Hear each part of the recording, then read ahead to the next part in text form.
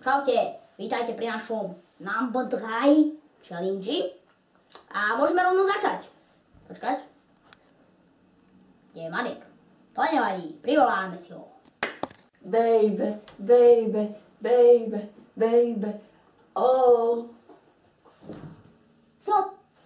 Práve som sa chcel sprchovať. Takže najmenšie chybičky sme už odstránili a môžeme prejsť na challenge. Teraz už naozaj. Takže tento challenge sa nazýva, kamarát vám to povie. Citronáda challenge. Áno, presne tak.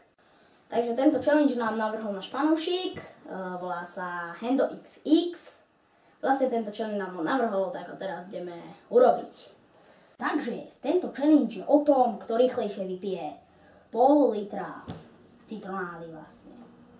Takže môžeme si pripraviť, je tam pol litra vody presne. No už tam ani viacej nedávaj.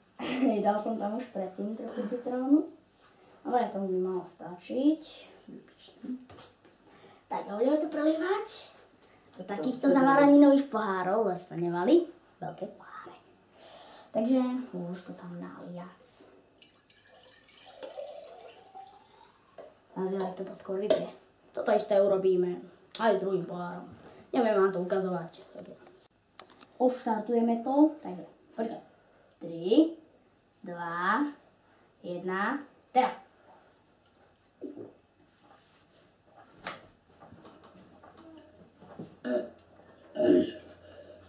Jaký zle.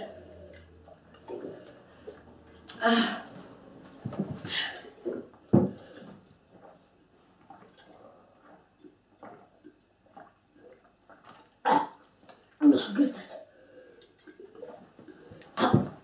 Achuj. Ale to nemôže. On všetky challenge vyhrá. Naozaj to. Takže, ako vždycky, vyhráva tento sprostý Madik. Prečo sa mi aspoň raz nepodarí vyhrať challenge? Ja som to skoro dogrcal. Máš malú papu. No dobre, takže pre dneska už tento challenge ukončíme, lebo už dosť hodín. Áno. Môžeme ho ukončiť. Dobre, takže čaute a uvidíme sa možno pri ďalšom. Čau.